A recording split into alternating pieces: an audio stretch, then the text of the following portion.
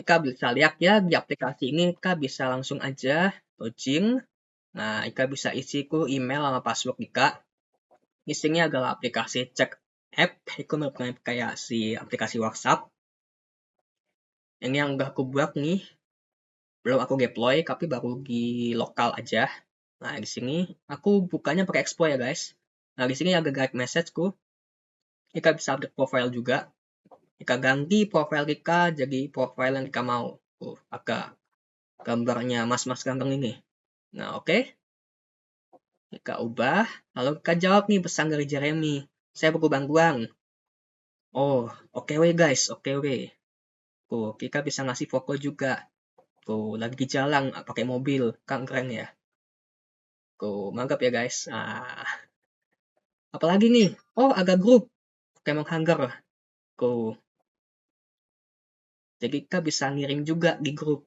Bedanya pesan di grup sama pesan di direct message. Kalau di grup itu ada namanya, sama ada fotonya juga. Jadi kita bisa megain. Oh, siapa nih yang ngirim pesan ini? User mana? Itu guys. Jadi lebih ke kayak yang itu guys. Oke, di sini si Blackman ini lagi ngirim sesuatu sama Pokemon Hunter, pemburu Pokemon. Oke, kita send, message-nya salah grammar, ternyata enter. Oke. Nah, di sini kita bisa langsung aja log out seperti biasanya ke home screen gitu, guys. Oke, di sini ada back end, ada front end juga yang kita udah biasa buat. Bagi di sini namanya gearnya mau repo ya. Dalam satu repo ada dua directory atau dua folder lah. Nah, di back end dulu kita akan bahas mengenai apa yang kita buat. Nah, di Express ini sebagai back-end, dan di front-end ini kita menggunakan React Native aplikasi mobile tentunya, berbeda sama React JS sebelumnya. Tapi sebelum itu kita akan bahas dulu mengenai si Express ini. Nah, di Express ini kita ngebuat kayak biasa aja semuanya, terlihat normal lah ya. Nah, mungkin bedanya di sini adalah bagian course di sini kita nggak mendeskripsikannya secara langsung. Misal di sini course mana aja yang harus alamatnya yang harus okein, karena kenapa? Karena di sini berbeda dengan yang namanya di dalam browser. Karena ini aplikasi mobile. Kalau di browser, kita perlu tunduk sama aturan seperti kita nggak boleh asal memberi akses atau ngakses website orang lain gitu. Maka ada yang namanya course yang memblokir akses tersebut gitu. Jadi dari backend dia harus ngasih tahu, mana nih IP atau domain yang boleh buat ngakses API itu. Gitu. Karena kan ada juga misal kayak kita punya Windows Explorer kan sebenarnya bisa bisa akses ke internet juga sebenarnya. Nah, itu harus dicegah yang hal-hal seperti itu. Oke, lalu di sini kita menginisialisasi si WebSocket tersebut. Nah, WebSocket di sini kita bisa lihat kalau WebSocket di sini itu kita langsung inisialisasi di sini dan kita dapetin outputnya berupa net database. Nah, kalau DB ini kita menggunakan yang namanya MongoDB sebagai database kita. Maka kita mesti punya yang namanya folder model di sini. Misalnya kayak di Prisma kan ada folder Prisma tuh, isinya ya model juga sebenarnya. Jadi kita nge-scripting apa aja sih yang kamu masukin. Oh, kita mau punya skemanya apa, conversation skema di sini. Terus di sini ada message skema, ada user skema, kayak gitulah intinya. Ini kenapa besar ya, harusnya kecil hurufnya. Kayak gitu kurang lebihnya guys. Nah, conversation skema. Ini bisa kasih huruf kecil mungkin ya. Iya, nggak perlu besar ya. Skema gini. Kita kasih huruf kecil aja guys, semoga nggak error. Error. Di bagian sini kamu sih ganti, kalau message skema kan M-nya kecil semua ya. Message M-nya besar nih. Export field Spray conversation schema this awake. User schema. Skema. Coba ya kecilin aja. Kecilin juga di sini. Kecil, kagak, kecilnya kecil. Harusnya jalan. Oke. Cuma beda tulisan aja guys. Oke, lalu di bagian sini kayak biasa, misalnya kita di Postgre Prisma, kita klasiin dulu, kita model apa nih yang kita mau bikin. Misalnya kalau di database itu kabel apa yang kamu bikin. Kalau di sini dokumen apa yang kamu bikin. Kan ini NoSQL kan. Bedanya antara NoSQL sama SQL apa guys? Yang satu itu pakai relasi. Kalau si SQL, kalau si MongoDB atau SQL, itu dia nggak pakai relasi. Tapi skemnya seperti ini. Misalnya ini agak message, agak user. Nah ini kan per relasi ini langsung satu. Nah, kalau di yang agak relasinya, misalnya di sini user agak hubungannya sama conversation, agak hubungannya sama message. Berarti di sini di bagian message-nya ini kita ngasih kolom buat siapa? Buat si user, referensi ke user. Nah ini apa? Ini sebenarnya relasi aja kalau di SQL, tapi kalau di bagian NoSQL namanya bukan relasi, tapi ya kurang lebihnya angkat dari si objek tersebut, bahasa gampangnya gitu. Oke, ini juga agak message di sini. Nah, beberapa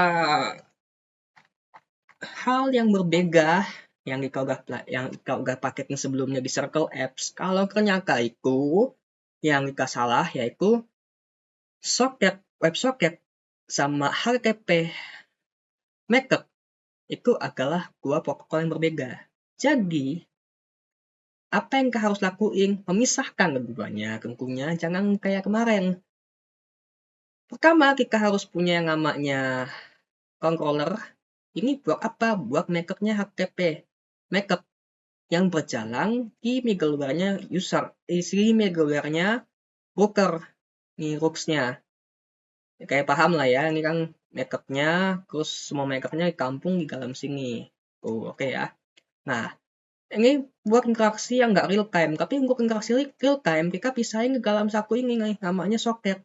Nah, isinya apa? Maker juga, sama kayak si controller ini.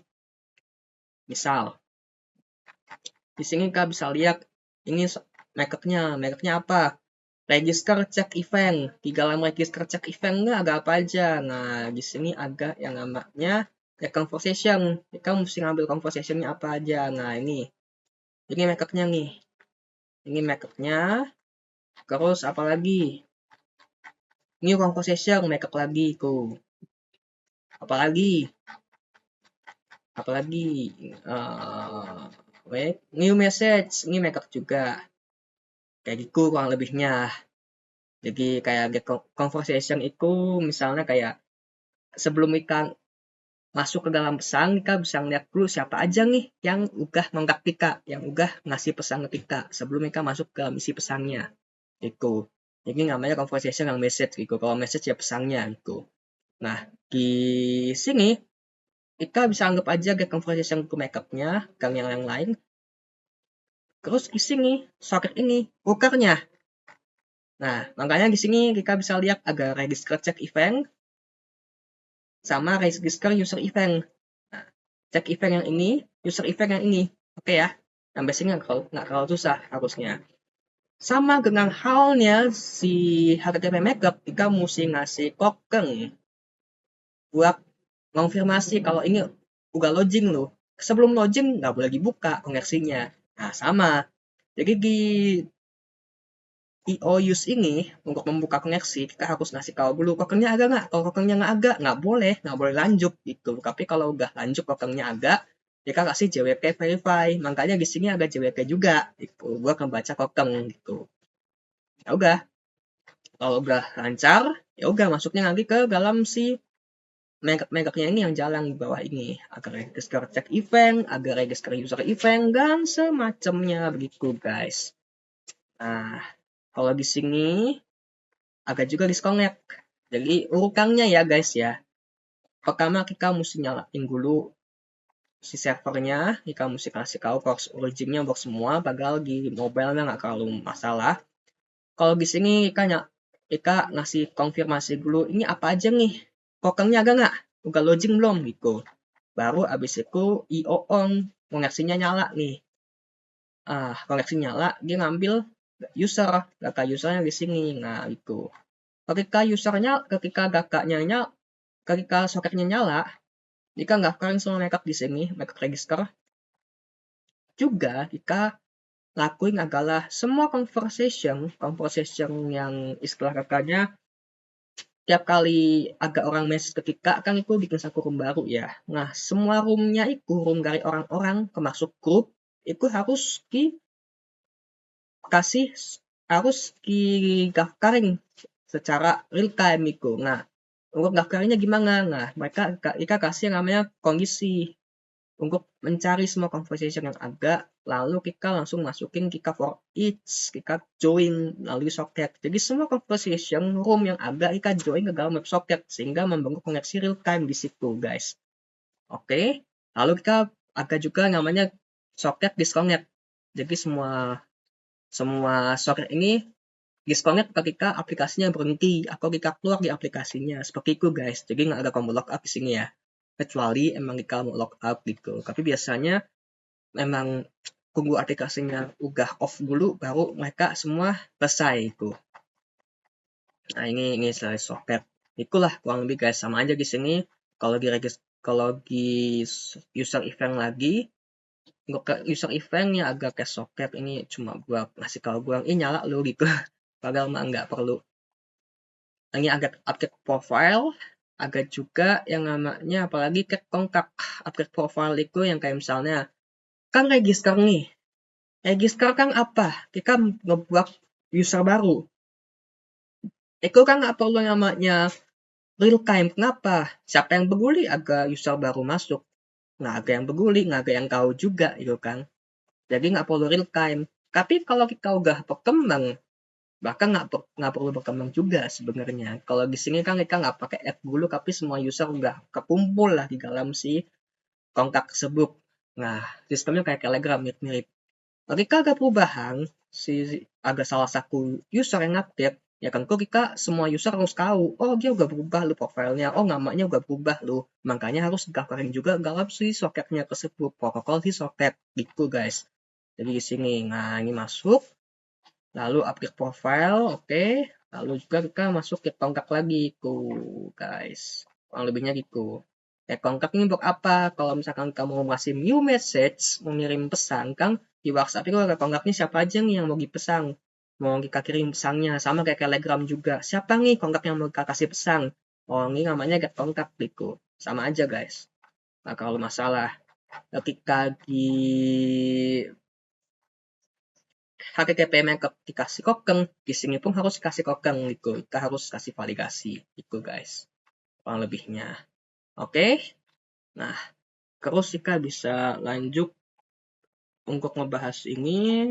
Nah, agak tricky buat bikin token nih kayak kayak biasa aja. Oke, kekurangan kelebihan ya untuk di back. Baru aku ngomong di back end. Nah, aku kan cukup oke lah di back end lah.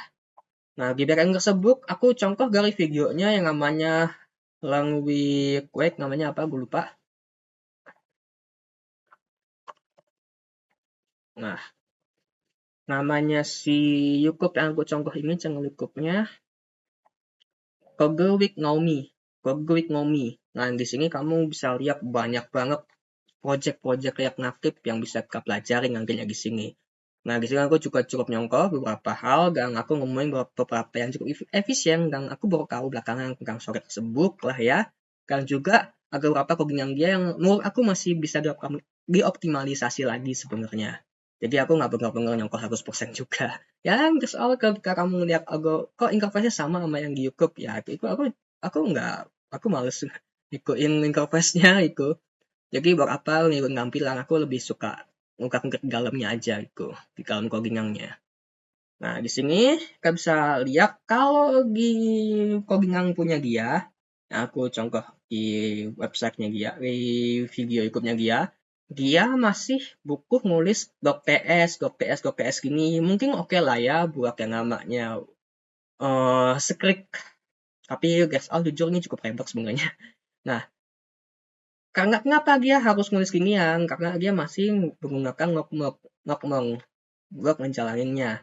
Padahal ketika Ika menggunakan TypeScript, Ika nggak buku lagi ngokmong sebenarnya. Ika udah bisa langsung pakai fasilitas dari TypeScript yaitu KSC. KSC ini buat apa aja? Dia buat bisa dijalanin, ngerangin si servernya, bisa buat nge-build juga sebenarnya. Kan banyak lagi fasilitas yang bisa dipakai dari si KSC tersebut dibandingkan cuma ngokmong doang.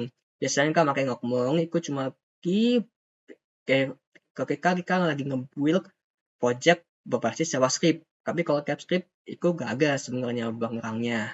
Namanya KSC. TypeScript apa? Pokoknya KSC lah intinya.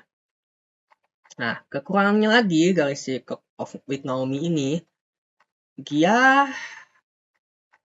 nggak make async wake. Ini mah hal remeh doang sih. Cuma ya aku perfeksionis orangnya, jadi kayak kenapa nggak pakai async wake? Kenapa harus pakai gen catch gini? Kan mengular gini loh. Oke, itu nggak penting. Lalu juga, nah, kita bisa lihat langsung ya di sini. Kalau misalkan di bagian middleware-nya ini, dia nggak punya handling error di bagian bawah. Sedangkan aku rasa handling error itu perlu di bagian bawah supaya lebih mudah di maintainable. Maksudnya nggak ada kode yang diulang-ulang gitu. Maksudnya gimana? Misalnya kita lihat di controller itu, di controller. Nah, ini kan catch error. Nah, return 500 JSON server error. Apalagi? Ini kan register user. Terus apa lagi? Login user. Kok sama aja. Ngapain kamu nulis kode berulang-ulang? Mungkin kita narik semua error tersebut ke bagian paling bawah di middleware akhir itu. Di root akhir itu. Nah, di bagian sini. Nah, ini kan setelah semua masuk nih, root-nya nih, kan masuk di bagian sini, di bagian paling bawah.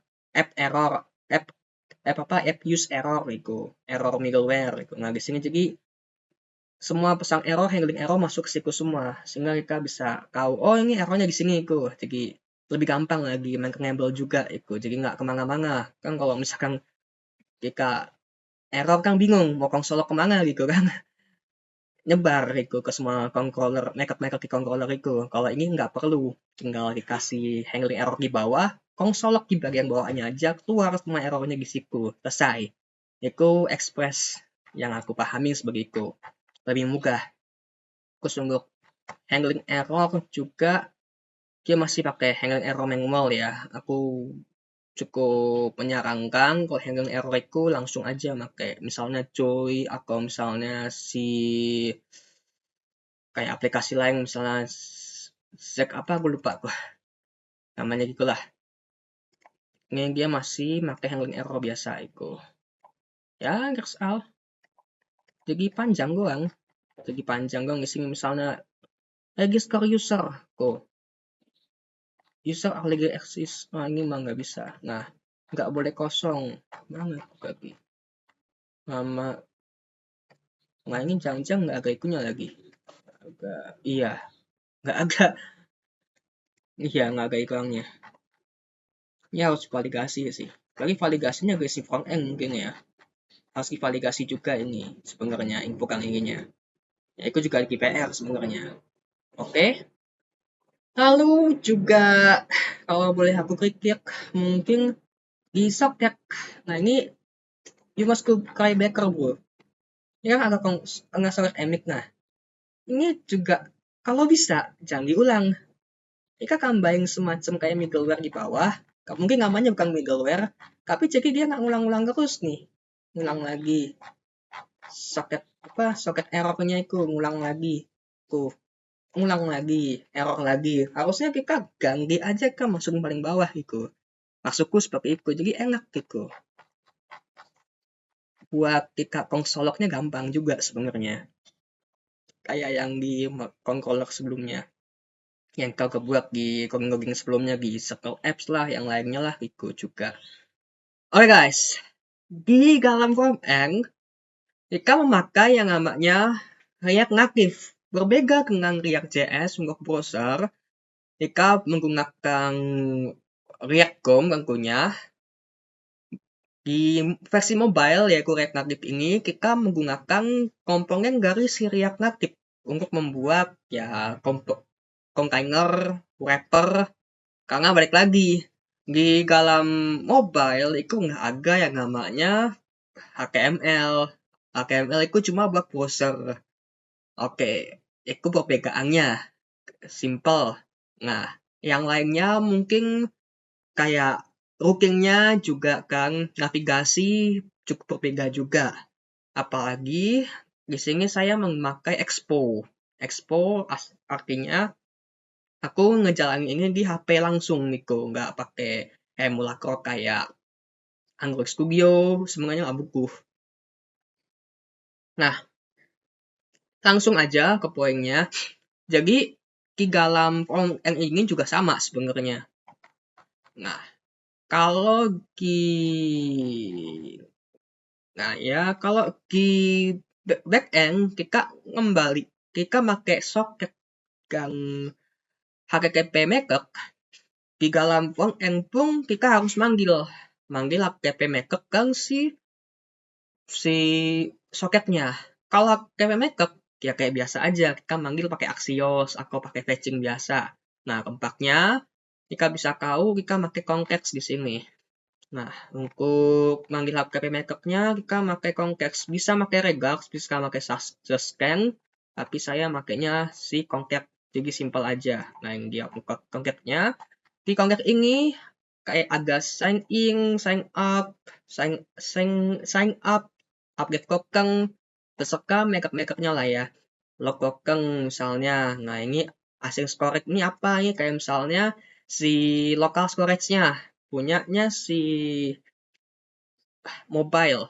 Kalau di browser kan namanya local storage. Kalau misalkan di mobile, kita nyimpennya di assign storage punya mobile gitu. Misalnya kayak kalkulator kan dia punya penyimpanan sendiri tuh di mobile. Dia kan nggak nyimpen ke database, buat apa juga nyimpen database gitu. Nah, lalu di sini kita bisa ngambil misalnya methodnya apa? Kita mau login, mau sign in. Nah, sign in ini kok malah kesini? Oh, tipe gagaknya. Kalau sign in, kita bisa langsung manggil si service. Nah, ini dia, service-nya out service di sini. Out service dari Axios. Kayak biasa aja lah guys ya. Nah, manggil out service dari Axios, bikin make login, register, nanti dipanggil langsung di si konteksnya. Dari konteks ini kita tinggal panggilin aja nih. Jika mau bukunya apa, sign in, sign up, apa namanya, sign out, update token, kita panggilin aja sebenarnya itu nggak terlalu pusing. Kan jika bukunya kan sekaligus ngambil si sketnya. Nah, kalau di bagian socket, sebenarnya bisa juga kita pakai yang namanya si konteks, kita masukin langsung ke si namanya ke si konteksnya bisa aja. Tetapi karena socket sendiri ya udah bisa berdiri sendiri lah. Kita langsung aja kita deklarasiin langsung di sini. Nanti langsung kita panggilnya melalui si socketnya sendiri itu. Nah, contohnya di sini kita bikin dulu tuh. Jadi gini simpelnya. Kalau di backend kita ngedeklarasiin socket langsung di backend dengan menggunakan package dari socket. Oke? Di front-end pun kita harus deklarasiin juga socket client. Jadi dua-duanya ini ada yang namanya koneksi dua arah. Jadi di back-end-nya harus dipanggil, di front-end-nya pun harus dipanggil secara langsung itu. Jadi dia nggak perlu koneksi dua arah itu. Jadi sistemnya dia langsung ngoper-ngoper ke front-end, back-end, front-end gitu. Berbeda sama yang namanya si HTTP method.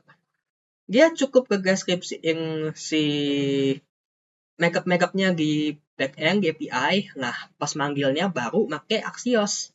kurang lebihnya satu arah lah gitu.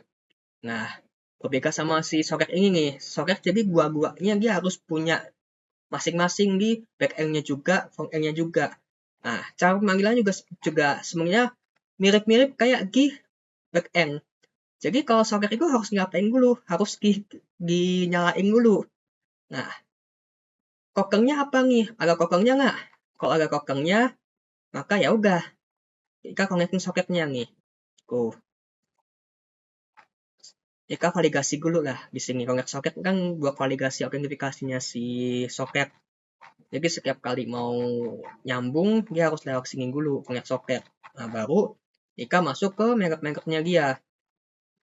Nih, promise, resolve, bla bla bla bla, disconnect. Ini kan agak on, disconnect, agak on, connect error. Ini agak get soket, agak disconnect. Jadi mereknya nih, connect dulu, bisa kita ngambil. Apa nih kayak mau kita ubah? Terus kita bisa disconnect gitu guys. Nah, merek-mereknya apa aja di dalam get ini? Nah, banyak. Seolah-olah itu kayak controllernya. Di dalam soket ini, controller kita install langsung di front end. Kurang lebihnya seperti itu. Seolah-olah ya, meskipun kurang tepat juga bahasanya. Nah, ini tes soket. Buat kita tahu soketnya udah kehubung atau belum. Nah, di sini nih, baru kita bisa ngambil payload-nya apa. Tuh. Kita butuh payload nggak? Apa yang kamu ambil payload-nya dari si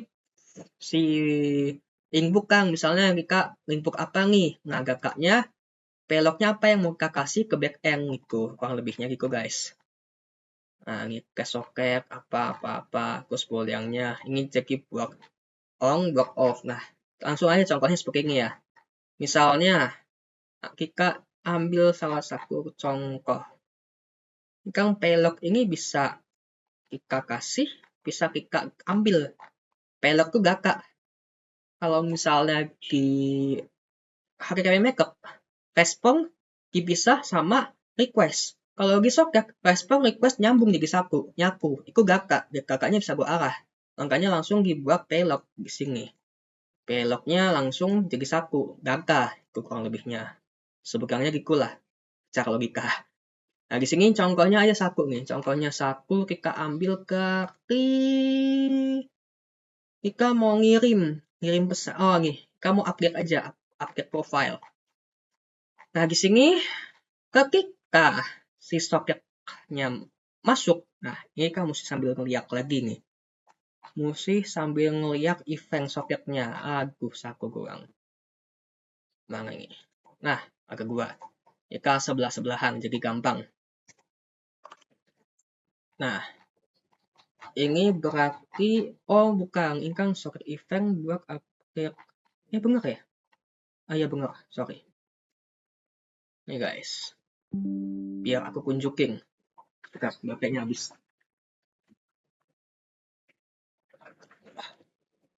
Oke, biar aku kunjukin di sini.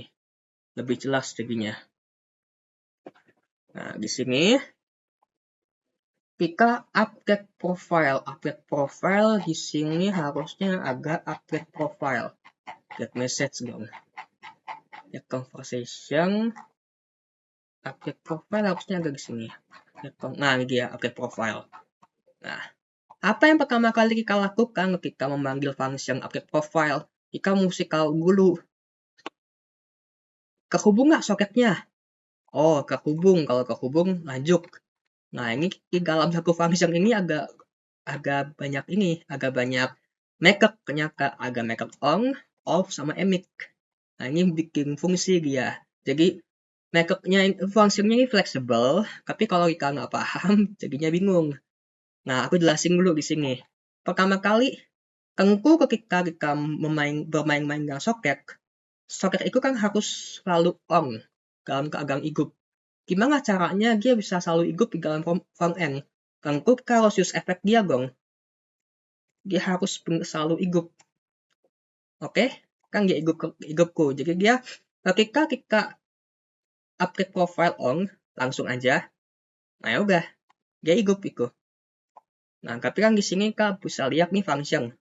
Tuh, function. Nih, function nih. Ketika dia isinya function, payloadnya tipenya function, maka soketnya on nyala. Tuh. Dia gakaknya ini update profile berarti istilahnya payloadnya ngirim ke depan. Dia ngasih output lah ya. Kita dapetin output dari si update profilenya ini, profile yang baru kita dapetin. Ini output nih. Ini buat ngeluarin output nih, kurang lebihnya nih. Res sukses dia ngeluarin output dari si update tokennya ini. Dari update profilenya ini. Dia ngeluarin output. Oke, sampai sini. Nah, ketika dia selesai, tuh, use effect kan di sini dia jalan. Nah, selesai semua dibaca, halaman HTML, halaman si CSX-nya ini, maka return ini buat berhenti. Nah, ini socket off. Tuh. Crew. Kalau misalnya off-nya itu crew, maka dia soketnya mati. Itu dimati. Jadi agak proses nyala, agak proses mati. Jadi sebelum agak proses nyala, proses emik itu buat proses buat ngasih input kan ke backend, agak juga proses buat matiin soketnya gitu guys. Nah, untuk proses emik ini apa nih? Ngasih input kan apa? Berupa profile. Nah, ini soket on soket emik. Nah, gimana?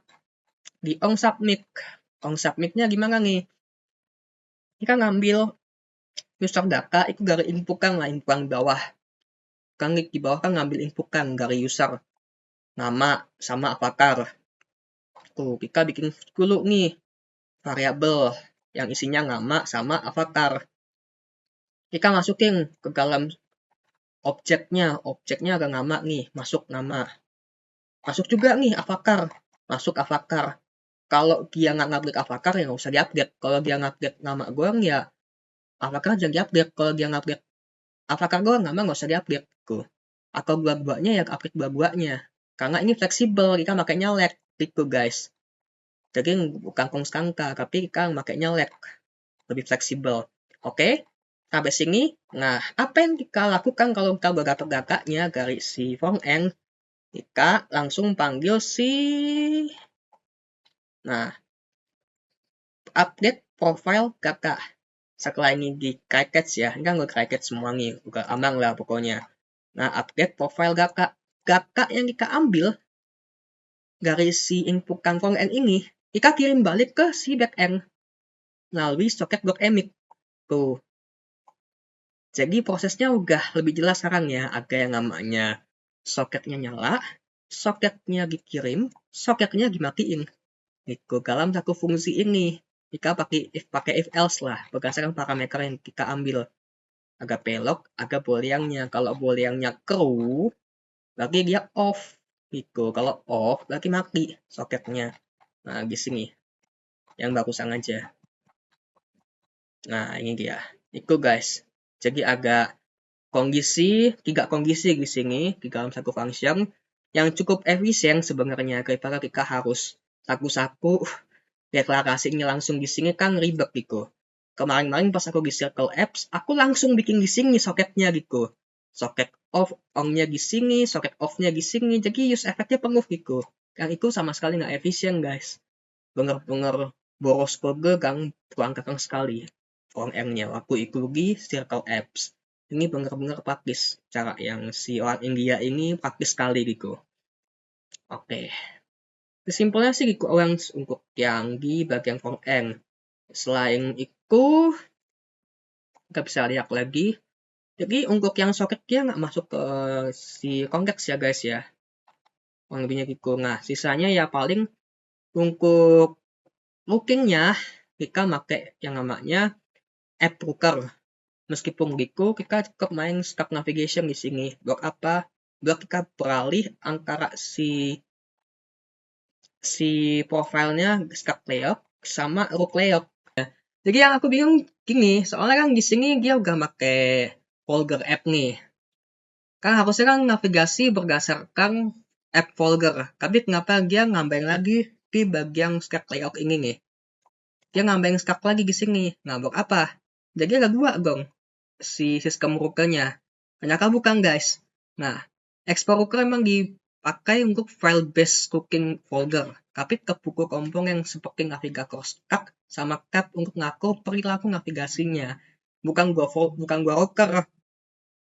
Jadi ini folder app ini buat nentuin rocker apa aja yang di mapping secara otomatis melalui tag itu.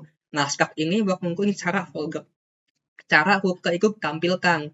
Nah, di sini kebetulan kita bisa lihat nih optionnya presentation modal. Nah, modal ini apa? Nah, itu adalah layar yang muncul di atas layar. Sekarang bukan ganti halaman penuh seperti biasa. Bedanya apa? Nah, kalau yang di profile kan, kalau misalkan yang di conversation, nih, kan ada dua nih, mau profile sama new conversation modal. Isi pengirim pesan sama profile itu kan cuma ngupuk doang. Jadi profilnya ngibang si tampilan pengirim pesan. Pengirimnya siapa aja, aku ngibang dia. Nah, sedangkan ketika kamu ngeklik pengirim pesan ke pesan isi pesan itu, dia bukan ngibang, tapi benar-benar nggak ganti sepenuhnya gitu layar tersebut gitu, benar-benar ganti sepenuhnya, bukan ngibang. Bedanya ini. Kalau yang ini dia ngibang, ini ngibang ini. Yang ini dikibang sama ini gitu. Kalau misalkan app yang ini, ya udah kita pas mau pindah dari sini ke sini,